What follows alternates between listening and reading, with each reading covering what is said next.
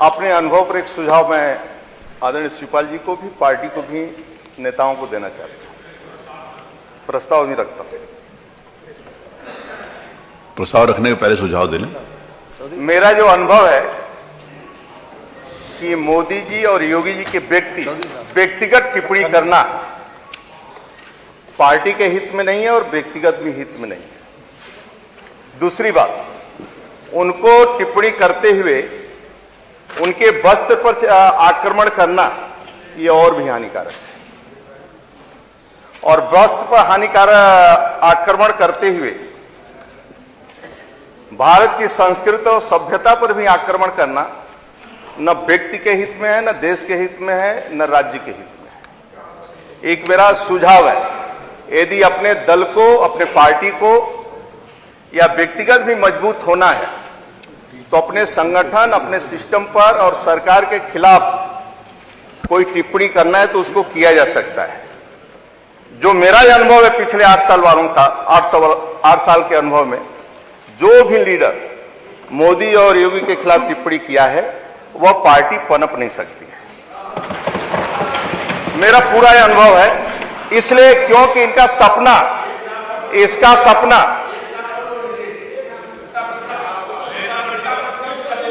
इनका, ये सभी का सपना है विश्व को गुरु बनाने के, यानी हमारा देश विश्व का गुरु बने और पूरे विश्व का नेतृत्व करे। यह सपना है जो स्वामी विवेकानंद जी ने सपना देखा था, महापुरुषों ने सपना देखा था, क्रांतिकारियों ने सपना देखा था, एक गरीबों के कल्याण के लिए सपना देखा था। ये अमृतकाल का बजट है, भारत का बजट स्वर्णिम बजट है जी। अगर इस राज्य का किसी के खिलाफ भी नहीं होना चाहिए। बजट पर चर्चा होनी है, मुख्यमंत्री ने रखिएगा। अगर इस पर होगी नहीं, बजट पे आ रहे हैं, वो वही बोल रहे हैं। प्रस्ताव रखिए मन, पहले प्रस्ताव रखिए। मुख्यमंत्री ने बजट लाया है, ये अमृतकाल में, पहले प्रस्ताव रखिए फिर बोलिए। रख रहे हैं जी। उत्तर प्रदेश का बजट भी एक ऐसे प्रदेश के निर्माण में मजबूत नींव का काम करेगा जिसकी कल्पना हमारे महापुरुषों और क्रांतिकारियों ने किया था। प्रदेश के माननीय मुख्यमंत्री योगी आदित्यनाथ जी, माननीय वित्त मंत्री सुरेश खन्ना जी के स्वर्णिम बजट के लिए हार्दिक आभार व्यक्त करता हूं। माननीय भारत के यशस्वी प्रधानमंत्री आदरणीय नरेंद्र मोदी जी के अमूल्य मार्गदर्शन, उत्तर प्रदेश के ऊर्जावान मुख्यमंत्री योगी आदित्यनाथ के कुशल नेतृत्व में चल रही डबल इंजन की सरकार की रफ्तार भी सामान्य से डबल है, जो अपने साथ 25 करोड़ प्रदेशवासियों को निरंतर आगे बढ़ा रहे हैं। प्रस्ताव माने अब एक प्रस्ताव रखा पिछले 6 वर्षों में प्रस्ताव तो रखिए सर। फिर तो हम लोग जा रहे हैं। माननीय मंत्री जी प्रस्ताव रखिए, पढ़िए उसको, पढ़िए प्रस्ताव, पढ़ रहे हैं, प्रस्ताव रख रहे हैं, प्रस्ताव तो पढ़िए। मैं आपसे निवेदन, अब प्रस्ताव पढ़ रहे हैं ना, आपने नहीं बोलना तो बात है, प्रस्ताव पढ़ रहे हैं, आपके पढ़ रहे हैं ना, मैंने उनसे निवेदन किया, पढ़ रहे हैं। शक्ति मंत्रालय पढ़िए प्रस्ताव, चारों प्रस्ताव पढ़िए। राज्यपाल की सिफारिश से प्रस्ताव करेंगे कि 31 मार्च 2024 को करेंगे कि कर रहा हूं। अनुदान संख्या 12 कृषि तथा अन्य संबंध विभाग भूमि विकास जल संसाधन के अंतर्गत होने वाले प्राप्तियों के चुकाने आवश्यक धनराशि की पूर्ति के लिए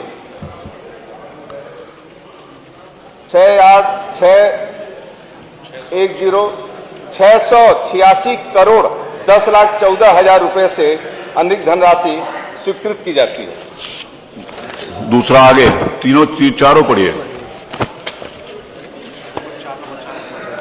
जो चार आपके अनुज्ञा से श्री राज्यपाल के सिफारिश के प्रस्ताव करेंगे कि 31 मार्च 2024 करता हूं 2024 के समाप्त होने वाले वर्ष में अनुमान संख्या 93 नमामि गंगे तथा ग्रामीण जलपूर्ति विभाग के अंतर्गत होने वाले प्राप्तियों को चुकाने के लिए आवश्यक धनराशि 17,977 करोड़ 94,08,000 रुपए अनधिक धनराशि स्वीकृत की जाए।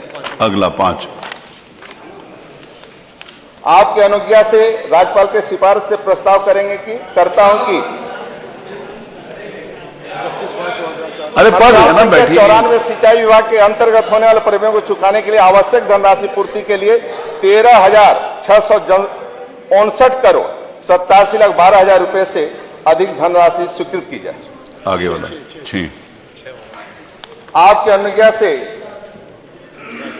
राज्यपाल के सिफारिश से प्रस्ताव करता हूं कि 31 मार्च 2024 को अनुदान संख्या 95 सिंचाई विभाग अधिष्ठान के अंतर्गत होने वाले प्रेमियों को चुकाने के लिए 6,073 करोड़ 30,98,000 रुपए से अधिक धनराशि स्वीकृत करता हूं। अब बोलिए पंकज सिंह।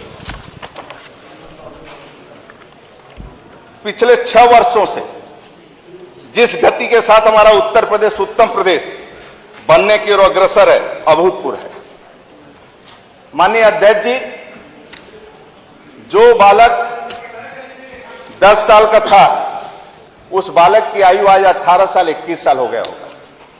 उस बालक को यह नहीं पता होगा कि इस राज्य से 7 साल पहले ट्यूबवेल से एक बालक के पिता उठा लिया जाता था और उसकी हत्या कर दी जाती थी और कोई रिपोर्ट दर्ज नहीं होता था। 12 बजे रात शाम को 5 बजे पश्चिमी उत्तर प्रदेश में लोग दरवाजा बंद करके छत पर बैठ पाते थे। वो बच्चे को नहीं मालूम होगा कि उत्तर प्रदेश कैसा था। बिजली चारपाई पर बैठकर पंखा हिलाते थे और ये जानकारी नहीं था कि 7 साल पहले बिजली आती थी कि नहीं आती थी इस राज्य के अंदर। आज माननीय अधिष्ठाता महोदय, किसी एक डॉक्टर को आज मैं कह सकता हूं, आज वो बालक को पता नहीं होगा कि इस राज्य के अंदर बम कभी फटते थे कि नहीं फटते थे,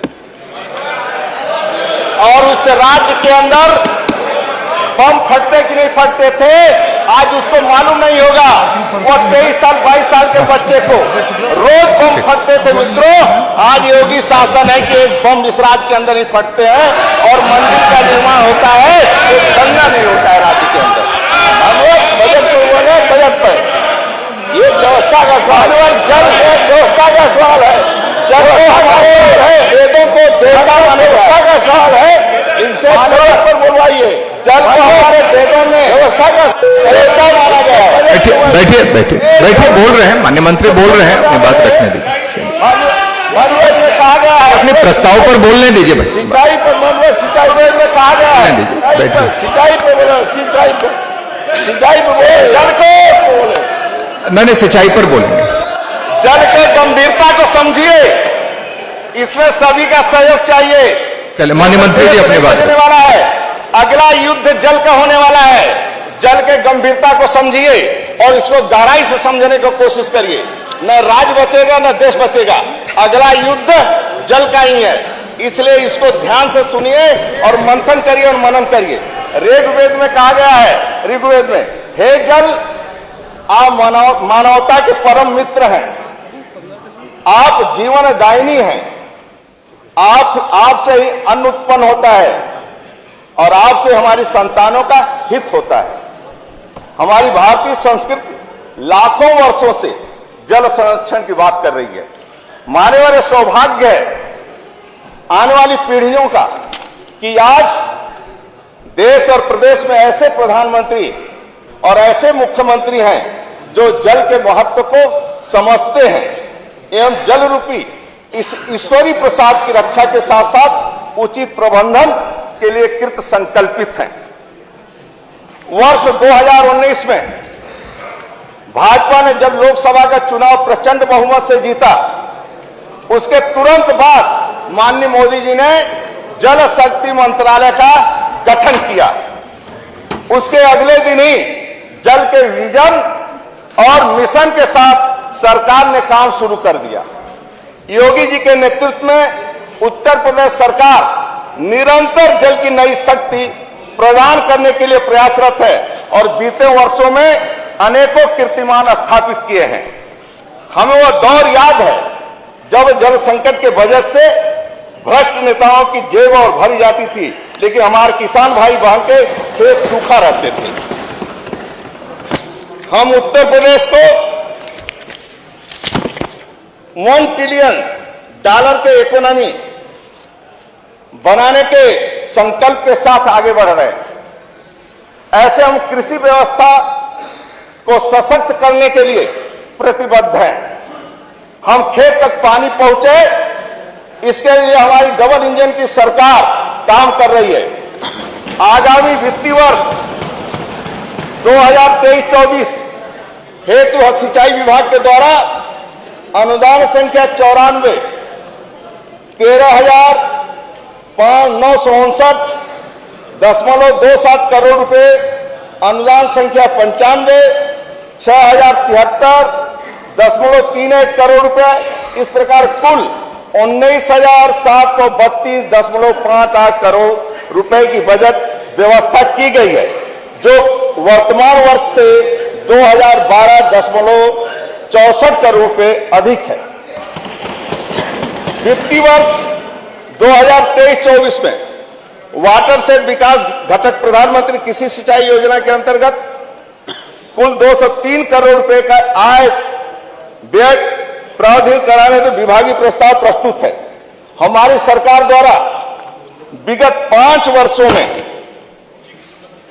कुल 20 परियोजनाएं पूर्ण की गई है, जिसमें 21,84,000 हेक्टेयर अतिरिक्त सिंचन क्षमता सृजित की गई है एवं 44,72,000 किसान इससे लाभ प्राप्त किए हैं। बाणसागर परियोजना जो वर्ष 1997-98 में प्रारंभ हुई थी, उसे हमारी सरकार ने वर्ष 2018 में पूर्ण कराया, जिसका माननीय प्रधानमंत्री आदरणीय नरेंद्र मोदी द्वारा जुलाई 2018 में लोकार्पण किया गया है। इस परियोजना से जनपद मिर्जापुर, प्रयागराज के लगभग 1,70,000 किसान लाभान्वित हो गए और 1.5 लाख हेक्टेयर से क्षेत्र में सिंचन की क्षमता उपलब्ध होगी। बुंदेलखंड क्षेत्र में वर्षों से लंबित 7 सिंचाई परियोजना, जमरार बांध परियोजना, पहुंच बांध पुनर्विधान परियोजना, पहाड़ी बांध परियोजना, लचूड़ा बांध परियोजना, पंडित दीनदयाल उपाध्याय पथरी बांध परियोजना एवं मौजहा बांध नहर प्रणाली की क्षमता पुनर्स्थापना की परियोजना पूर्ण कराई गई है, जिनसे बुंदेलखंड के 58,000 कृषक के लिए 66,000 हेक्टेयर क्षेत्र में सिंचन क्षमता सृजित की गई है। बुंदेलखंड के क्षेत्र के बड़वार झील के गुरसरा, हमारे विधायक जी बैठे होंगे गुरसरा से, मुख्य नहर से भागने हेतु फीडर चैनल की परियोजना से विगत 15 वर्षों में पहली बार, जिसके कारण इस बड़वार झील से 27 ग्रामों को 15 साल बाद पहली बार पानी उस खेतों को मिला है। माननीय अधिष्ठाता महोदय, अर्जुन सहायक नहर परियोजना 2009-10 में प्रारंभ हुई थी, उसको भी हमारी सरकार प्राथमिकता प्रदान करते हुए प्रधानमंत्री कृषि सिंचाई योजना के अंतर्गत वित्त पोषण की व्यवस्था से परियोजना पूर्ण की गई है और परियोजना से 44,400 हेक्टेयर भूमि में सिंचन क्षमता का सृजन हुआ है तथा 1,49,000 किसान लाभान्वित हुए हैं। सिंचन क्षमता बढ़ने से महोबा के उपरोक्त क्षेत्र में भूमि के मूल्य में 10 गुना ज्यादा वृद्धि हुई। वर्ष 2078-79 से अत्यंत धीमी गति से चल रही सरयू नहर प्रणाली परियोजना को हमारी सरकार द्वारा भारत सरकार की सहायता से प्रधानमंत्री कृषि सिंचाई योजना के अंतर्गत विशेष धन की व्यवस्था कर पूर्ण किया गया है, जिसमें 14,04,000 हेक्टेयर की सिंचन क्षमता सृजित हुई है। लगभग 30 लाख कृषक लाभान्वित हुए हैं। पश्चिमी उत्तर प्रदेश के मध्य गंगा द्वितीय चरण परियोजना 2007-8 में प्रारंभ की गई थी, लेकिन समुचित धन के अभाव में परियोजना का कार्य बाधित था। हमारी सरकार द्वारा इस परियोजना को कृषकों के हित में महत्व देते हुए प्रधानमंत्री कृषि सिंचाई योजना के अंतर्गत त्वरित गति से वित्तीय वर्ष 2023-24 में पूर्ण किए जाने हेतु लक्षित है। परियोजना के पूर्ण होने पर 1,47,000 हेक्टेयर की सिंचन क्षमता का सृजन होगा। 4,10,000 कृषक लाभान्वित होंगे। केन बेतवा लिंक परियोजना बुंदेलखंड क्षेत्र के लिए एक महत्वाकांक्षी परियोजना है। परियोजना मार्च 2030 में पूर्ण होगी। परियोजना के पूर्ण होने पर प्रदेश को 1,78,000 हेक्टेयर क्षेत्र में अतिरिक्त सिंचाई उपलब्ध हो सकेगी तथा बुंदेलखंड क्षेत्र के 4 जनपद बांदा, झांसी, महोबा, ललितपुर के कुल 8,82,000 आबादी को पेयजल की सुविधा उपलब्ध होगी। नहरें हमारी भाग्य रेखाएं हैं जिनके माध्यम से कृषकों के खेती की सिंचाई की सुविधा उपलब्ध कराई जाती है। प्रदेश के कृषि उत्पादन के क्षेत्र में आत्मनिर्भर बनता है। नहरों की क्षमता बनी रहे, इसके लिए प्रतिवर्ष नहरों की सिल्ट सफाई का कार्य कराया जाता है, जिसमें प्रदेश में वर्तमान वित्तीय वर्ष 22-23 में 186.55 करोड़ रुपए व्यय कर खरीफ के 14-30 फसली में 1933 किलोमीटर एवं रबी 14-30 फसली में 48,491 किलोमीटर सिल्ट सफाई कराई जा चुकी है। नहरों पर विद्यमान पुल पुलिया पुराने होने के कारण जर्जर थी, जिनकी मरम्मत हेतु समुचित धन का अभाव था। हमारी सरकार द्वारा अभियान चलाकर नहरों की जर्जर क्षतिग्रस्त पुल पुलियों का अभियान चलाकर मरम्मत किए जाने और पुनर्निर्माण किए जाने का संकल्प लिया गया है, जिनके अंतर्गत 21-22, 22-23 में क्रमशः 350 करोड़ रुपए और 130 करोड़ प्रावधान है। कुल 25,050 पुलियों का कार्यों को पूर्ण किया गया है। इस श्रृंखला में अवशेष कार्य हेतु वर्तमान वर्ष 2023-24 में 50 करोड़ की व्यवस्था है। इस प्रकार नहरों में पक्की सड़कों को गड्ढा मुक्त किए जाने की हमारी सरकार द्वारा वर्तमान वित्तीय वर्ष 2023-24 में 300 करोड़ उपलब्ध करा गया है। कुल मिलाकर हमारी सरकार कृषकों को आत्मनिर्भर बनाने, नकदी फसलों को प्रोत्साहित करने, हर खेत को पानी देने के प्रयास हेतु कटिबद्ध है। आशा नहीं, पूर्ण विश्वास है इस पुनीत कार्य में अवश्य सफल होंगे।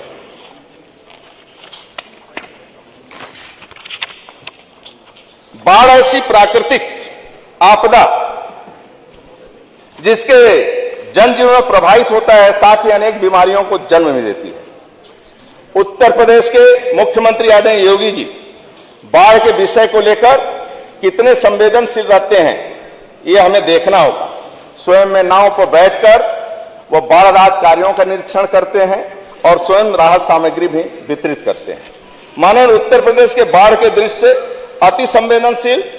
प्रदेश में प्रभावित वाली नदियां जो बरसात में भीषण तबाही मचाती, मुख्यतः शारदा, घाघरा, राप्ती, हिंडक, गंडक, यमुना, गंगा। उक्त दृष्टिगत से बाढ़ के प्रभावित अधिकतम क्षेत्र 72 लाख हेक्टेयर है।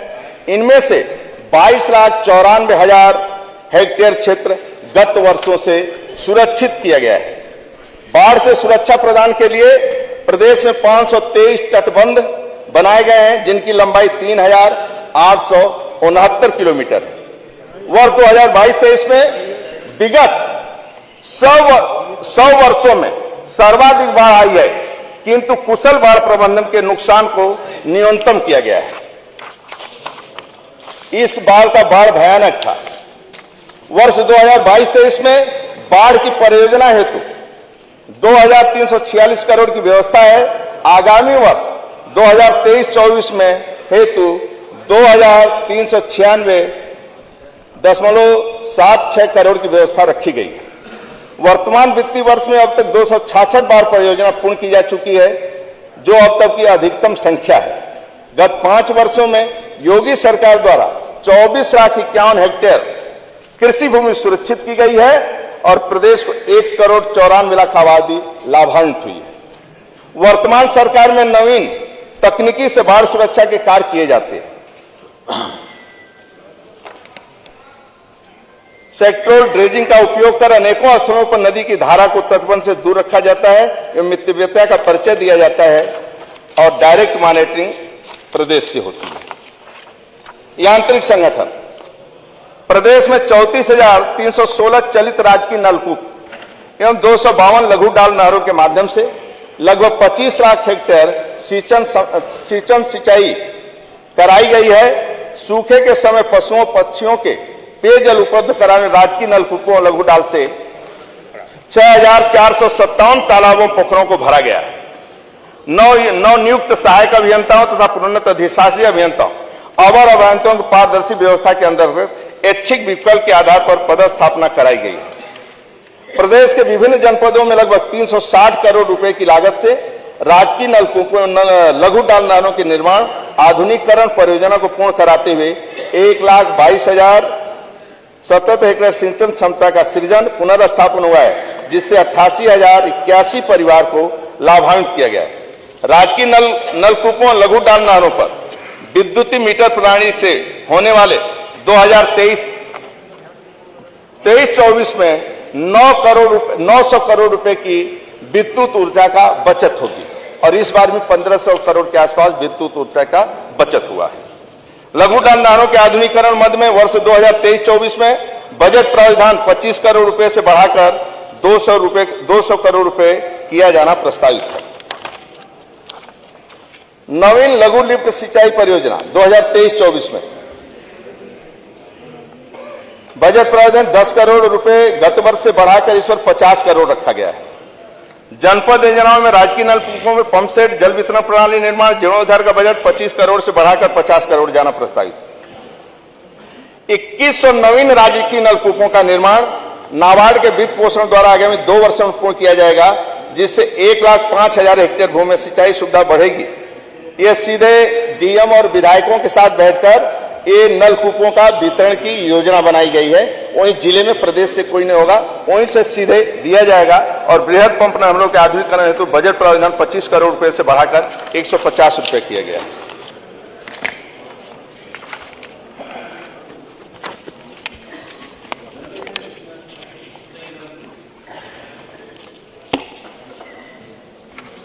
माननीय अधिष्ठाता महोदय, बुंदेलखंड में महिलाएं कितना दुख झेलती थी और पानी नहीं मिलता था। उनका प्रसिद्ध एक कहावत की थी, गगरी न फूटे चाहे खसम मर जाए। ये परिस्थितियां बुंदेलखंड की थी। पानी के लिए दर्द कौन समझेगा, पानी का दर्द कैसे समझेंगे, लोग कैसे पहुंचेंगे, इसका अंदाजा इसी से लगा सकते कि सिर पर पानी की मटकी रखकर कई कई किलोमीटर पैदल चलने वाली महिलाओं के लिए पानी की क्या कीमत है। मानवत, जब एक चाय बेचने वाले गरीब परिवार में जन्म लेने वाला देश का प्रधानमंत्री बनता है तो 70 वर्षों बाद उन गरीबों का आंसू पोंछने का काम करता है और 15 अगस्त 2019 को जल जीवन मिशन शुरू करता है और आज उत्तर प्रदेश में जल जीवन मिशन को तेजी से आगे लेकर जाने में सफल हो रहा है। माननीय प्रधानमंत्री मोदी जी और माननीय मुख्यमंत्री योगी जी के कुशल नेतृत्व में अब तक सरकार ने 85 लाख घरों तक नल से जल पहुंचाने के लिए सफल हुई है। ये रिकॉर्ड का काम किया है देश के अंदर। और उत्तर प्रदेश ने सर्वाधिक नल कनेक्शन देने वाले 4 राज्यों में स्थान बनाते हुए नए कीर्तिमान स्थापित किया है। वर्तमान देश में सबसे तेज गति से प्रतिदिन जो रेशियो मेरा आ रहा है 30 से 40 हजार प्रतिदिन नल कनेक्शन देने, जल कनेक्शन देने वाला देश में ये पहला राज्य है जो प्रतिदिन 30 से 40 हजार हम दे रहे हैं। वर्ष 2022-23 का कुल बजट प्रावधान 19,500 करोड़ के सापेक्ष 15,666 करोड़ अब तक व्यय कर लिया गया है। यानी बजट का 80% हम खर्च कर चुके हैं और 31 मार्च 2023 तक 100% व्यय कर लिया जाएगा। जल जीवन मिशन के द्वारा 98.58% स्कूलों को यानी आंगनबाड़ी केंद्रों को और स्कूलों को 91 लगभग केंद्रों को टैप वाटर से सप्लाई से जोड़ा चुका है। और ग्रामीण महिलाओं को स्वावलंबी बनाने के लिए प्रत्येक गांव में 5 महिलाओं को स्वच्छ पेयजल को जांच प्रशिक्षण से किया गया है। महिलाओं को गांव में भी अपने गांव में साल भर में 3 बार जल को चेक करना है, ये जल शुद्ध है कि नहीं है। सभी विधायकों की इसमें सहयोग चाहिए। जो किट मिला है वह किट न टूटे। जो टोटी भी लग रहा है घर तक पहुंच रहा है वो 11,000 की टोटी है। पाइप सप्लाई से लेकर वो टोटी का कीमत 11,000 लगभग आएगा जब उसके घर नल पहुंचता है, क्योंकि टूट जाएगा दूसरे दिन तो बन नहीं पाएगा। उस किसान का गारंटी है कैसे वो टोटी सुरक्षित रहे, कोई तोड़े ना। और जो जल का ट्रेनिंग महिला का हुआ है वह राष्ट्र के हित में, इसलिए महिला वो किट को संभाल कर रखे, क्योंकि वह जांच करना है जल और शुद्ध उस गांव में पानी बचता है, शुद्ध मिलता है सभी के, तो कोई बीमार नहीं हो सकता है। इसमें आप भी गांव में जाते हैं, अपने विधानसभा क्षेत्र में जाते हैं, जो महिलाएं ट्रेनिंग प्राप्त किए हैं, जो महिलाओं के पास किट है वह खोने न पावे, क्योंकि वह गांव के जीवन को बचाने का काम करेंगे, वह राष्ट्र के हित में काम करेंगे। इसलिए वह जो किट है तिजोरी में रखें, यानी सुरक्षित रखें, वह किट न टूटे न पावे, क्योंकि जल का जांच करना ये बहुत महत्वपूर्ण योजना है। देश का सबसे महत्वपूर्ण, हर घर को पानी देना एक छोटी मोटी घटना नहीं है, हर घर तक पानी पहुंचाना बहुत कठिन काम है। माननीय मोदी जी, योगी जी के सपनों से साकार हो रहा है। इसलिए आप भी जब दौरा करते हैं तो किसी गांव में पूछ सकते हैं कि किट मिला है क्या, वो कैसे रखती हैं वो महिलाएं। ये सभी विधायकों का इसमें हमें सहयोग। महिलाएं गांव में फील्ड टेस्ट किट से पानी की जांच कर रही हैं। अब तक 4,80,000 से अधिक महिलाओं को ट्रेनिंग दी जा चुकी है। उत्तर प्रदेश में 81 लैब हैं जहां जांच होती है। सैंपल की जांच का काम किया जा रहा है। प्रतिदिन लगभग 2,500 पानी के सैंपल की जांच कराई जाती है। यह हम सभी के लिए गौरव का विषय है कि यूपी के गाजियाबाद, महोबा जिले पहली बार जल जीवन सर्वेक्षण में 3 स्टार श्रेणी में टॉप 3 जिलों में शामिल हुए हैं देश में।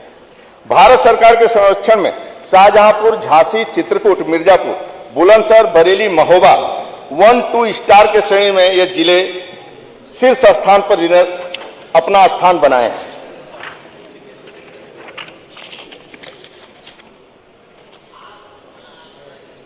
दो 2014 में चुनाव के लिए जब माननीय मोदी जी काशी पधारे थे, तब उन्होंने कहा था, ना मैं यहां आया हूं ना मुझे किसी ने भेजा है, मुझे तो मां गंगा ने यहां बुलाया है।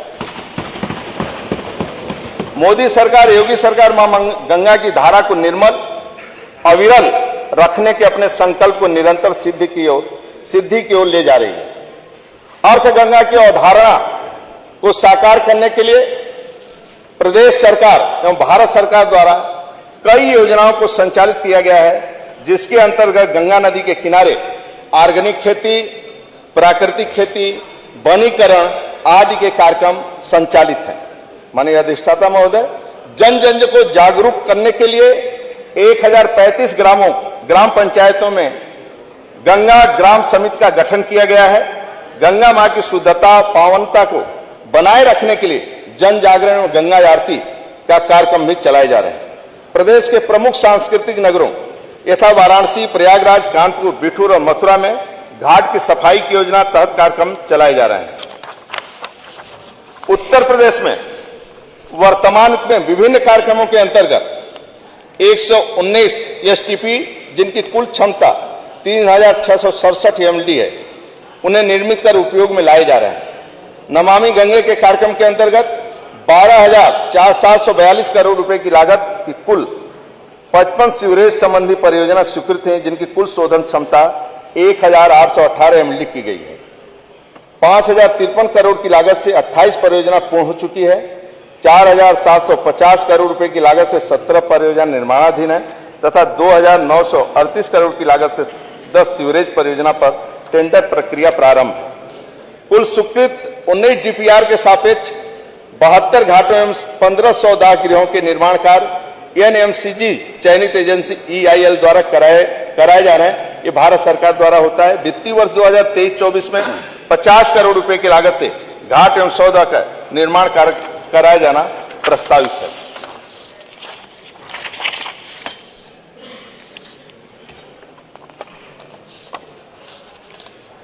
योगी सरकार के संकल्प पत्र 2022 में कृषकों की आय दोगुनी करने के उद्देश्य से अतिरिक्त सिंचन क्षमता के सृजन और कृषि उत्पादकता में वृद्धि हेतु लघु एवं सीमांत कृषकों को अनुदान प्रदान करने के दृष्टिगत 5,000 करोड़ रुपए की लागत से लाभार्थी कृषकों के लिए बोरवेल, ट्यूबवेल, तालाब और टैंक निर्माण के लिए अनुदान प्रदान करने के संकल्प व्यक्त किया है। पूर्व संचालित मुख्यमंत्री लघु सिंचाई योजना के अंतर्गत उथले, मध्यम, गहरे एवं गहरे नलकूप निर्माण, पूर्व निर्मित चेक डैमों पर मरम्मत कार्य एवं भवनों पर रूफटॉप रेन वाटर हार्वेस्टिंग प्रणाली की स्थापना आदि कार्यों के समावेश करते हुए वित्तीय वर्ष 2023-24 में 1,000 करोड़ रुपए का बजट प्रावधान किया गया। वित्तीय वर्ष 2023-24 में प्रावधान बजट के सापेक्ष 1,71,631 उथले नलकूप, 6,099 मध्यम गहरे नलकूप, 2,954 गहरे नलकूप, 1,160 ब्लास्ट कूप, 151 रिचार्जिंग चेक डैम, 132 तालाबों का पुनर्विकास कराया जाना प्रस्तावित है और नलकूप निर्माण से 9,10,000 हेक्टेयर सिंचाई क्षमता सृजित होगी। कठिन जल के उपलब्धता वाली पठारी क्षेत्रों में 6 मीटर व्यास और 15 मीटर गहराई के ब्लास्ट कूप का निर्माण किया जाएगा, जिस पर प्रति लाभार्थी कृषक को 10 लाख रुपए का अनुदान अनुमन्य है। उक्त पठारी क्षेत्रों में सिंचाई एवं पशुओं को पीने के पानी का साधन नहीं होने की स्थिति में निर्मित कराए गए जा रहे ब्लास्ट कूप अमृत कूप के समान है। मुख्यमंत्री लघु सिंचाई योजना के अंतर्गत उथले नलकूप के बोरिंग के सामान्य श्रेणी के कृषकों को 15,400 रुपए, अनुसूचित जाति जनजाति के कृषकों को 19,800 रुपए, मध्यम नलकूप के निर्माण के अंतर्गत विद्युतीकरण सहित क्रमशः रुपए 2,57,000 और 3,47,000 लाख का ये अनुदान है। वर्षा जल के रिचार्जिंग को प्रोत्साहित करने के लिए प्रदेश के शासकीय अर्धशासकीय भवनों पर 1,050 रूफटॉप रेन वाटर हार्वेस्टिंग प्रणाली की स्थापना भी प्रस्तावित है। जल शक्ति अभियान का प्रारंभ माननीय प्रधानमंत्री जी के निर्देशन में वर्ष 2019 में हुआ था, जिसके अंतर्गत प्रदेश सरकार के कुशल नेतृत्व में लघु सिंचाई विभाग द्वारा 265 चेक डैम डीसिल्टिंग का कार्य मनरेगा के माध्यम से कराया गया है, जिससे चेक डैम के जल संचय क्षमता में वृद्धि हुई है। लघु सिंचाई विभाग द्वारा कराए जा रहे चेक डैम तालाबों के जीर्णोद्धार के कार्य के अंतर्गत क्रमशः 5,957 चेक डैम, 789 तालाबों का कार्य कराए गए। इसके कारण संबंधित ग्राम पंचायतों के भूगर्भ जल स्तर में वृद्धि हुई है और किसानों को सिंचाई के साथ साथ उनके पशुओं के पानी को उपलब्ध हुआ है।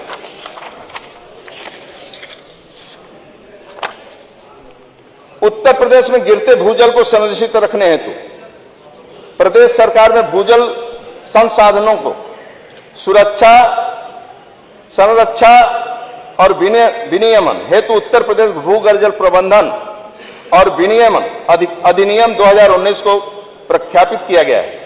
प्रदेश के गिरते हुए भूगर्भ जल स्तर को रोकने के लिए माननीय मोदी जी के निर्देशन में प्रदेश के 10 जनपद मुजफ्फरनगर, मेरठ, शामली, बागपत, झांसी, ललितपुर, हमीरपुर, बांदा, महोबा, चित्रकूट अटल भूजल योजना से लागू की गई है। अटल भूजल योजना में कुल 26 विकास खंड एवं 550 ग्राम पंचायतें शामिल है। इसी तर्ज पर यशस्वी मुख्यमंत्री योगी जी के निर्देशन में प्रदेश के शेष 65 जिलों जनपदों को उत्तर प्रदेश अटल भूजल योजना लागू की गई है। प्रदेश में जल संरक्षण को प्रभावी ढंग से लागू करने के लिए जल शक्ति अभियान के तहत कैच दी रेन के माध्यम से प्रदेश में अवस्थित तालाबों का निर्माण, जीर्णोद्धार चेक डैम के निर्माण, जीर्णोद्धार खेत तालाब का निर्माण, रूफटॉप रेन वाटर हार्वेस्टिंग संरचना का निर्माण, वनीकरण, ड्रिप एवं स्प्रिंकल प्रणाली आदि अपनाई गई है। फलस्वरूप बुंदेलखंड में पश्चिमी उत्तर प्रदेश के कुछ जनपदों में जल स्तर में सुधार देखे गए हैं।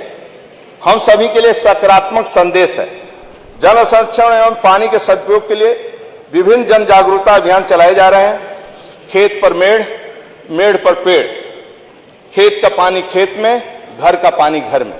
मेरे पास एक ही ताकत है, केवल जल संचय में करके सभी गांव वाले, सभी 25 करोड़ प्रदेशवासी, सभी विधायक, सांसद, सभी जनप्रतिनिधि इसके प्रति सचेत रहेंगे। मेरे पास एक ही ताकत है, केवल जल संचय, कैसे जल का पानी रोक सकते हैं, तभी राज्य को हम भूजल स्तर से बचा सकते हैं। इसलिए कैसे लोग पानी का दुरुपयोग करें, भैंस कैसे धोया जाए, मोटरसाइकिल कैसे धोया जाए, कैसे नहाया जाए ट्यूबवेल खोलकर, ये समाज में सभी लोग जन जागरण करेंगे। सांसद ये सभी का सहयोग बनेगा, पक्ष विपक्ष, तभी इस राज्य को बचाने का हम कर सकते हैं। क्योंकि पानी आने वाला समय में मैं देख रहा हूं जिस प्रकार साल भर में जो अनुभव हुआ है, हमारे सामने संकट होने वाला है। किसी तरह पानी कैसे रुके और पानी की बर्बादी कम हो, इसकी चिंता करनी पड़े।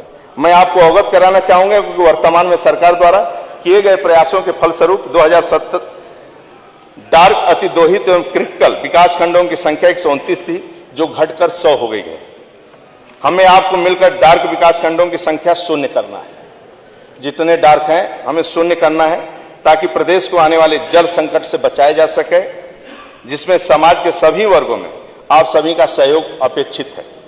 भूजल के संरक्षण का दायित्व सरकार के साथ साथ आप सभी जनप्रतिनिधियों जनमानस का भी है। मैं आप सभी से जनप्रतिनिधियों से आह्वान करता हूं कि इस पुनीत कार्य में आप सबका सहयोग चाहिए। मानवर शास्त्री नृत्य गोपाल कटारे जी ने जल के विषय में कुछ सुंदर पंक्तियां लिखी हैं। भूतल में जल सागर गहरा है, भूतल में जल सागर गहरा है, पर्वत हिम बनकर ठहरा है, बनकर मेघ वायुमंडल में घूम घूम कर देता पहरा, पानी बिन सब सून जगत में यह अनुपम धन है, जल पीकर जीते सब प्राणी, जल ही जीवन है। मेरी सभी माननीय सदस्यों से विनती कि आप जल संरक्षण अभियान को अपनाते हुए जन जन को जागरूक करें। आप समाज को वो आवाज है जो बड़े सकारात्मक परिवर्तन लाने में सक्षम है। इसलिए आप सभी से हाथ जोड़कर विनती करता हूं, सभी सदन के सभी लोगों से, ये हम प्रदेश को हमें बचाना है। यहाँ तमाम नदियां होने के बाद भी गंदगी के कारण, उसके कारण और पानी का दोहन के कारण, तो आप सबसे विधायकों से, यहाँ जितने विधायक बैठे हैं और जितने सुन रहे हैं, मैं आपसे निवेदन करना चाहता हूं कि आप अपने विधानसभा क्षेत्र में ट्यूबवेल बंद करके पानी का कोई सरोवर, अमृत सरोवर या कोई ऐसा सरोवर हो जिसको आप जिंदा करके बरसात को पानी को अपने विधानसभा में रोक सकते हैं और दोहन क्षमता खत्म कर सकते हैं धरती से, तो हमारा सहयोग रहेगा आपके प्रति। और जो भी बजट लगेगा उसमें उस सरोवर को जिंदा करने के लिए और बरसात की पानी को रोकने के लिए, और उसी बरसात के पानी से आपके विधानसभा के सभी घरों में हम लोग पानी की सप्लाई भविष्य में कर सकें। अभी जो हो रहा है भूजल से कुछ हो रहा है, कुछ हम चेक डैम से करेंगे, कुछ डैम से करेंगे, कुछ नदियों से पानी। अब मुझे पानी जो लाना पड़ रहा है आगरा और मथुरा और फिरोजाबाद में, वो पानी मुझे गंगा नदी से पानी लाकर हमें इस पानी को देना पड़ रहा है। यानी कितना घुमाकर हमें लाना पड़ रहा है कि वहां पानी है ही नहीं है, पानी है तो खरा है। इसलिए आप सभी से मेरा निवेदन है कि इससे राजनीतिक भाषण अपने जगह दीजिए, लेकिन उसके बाद मैं आप सबसे आग्रह करता हूं, आप लोग अपने विधानसभा में एक कम से कम सरोवर और नहरों की, यदि नदी नहरों का लाइन यदि बढ़ सकता है 500-600 किलोमीटर, और नहरों को कोई काटे न बीच में, नहर अपने आप पानी पहुंच सकता है वहां तक, तो मैं आपका सहयोग करने के लिए तैयार हूं।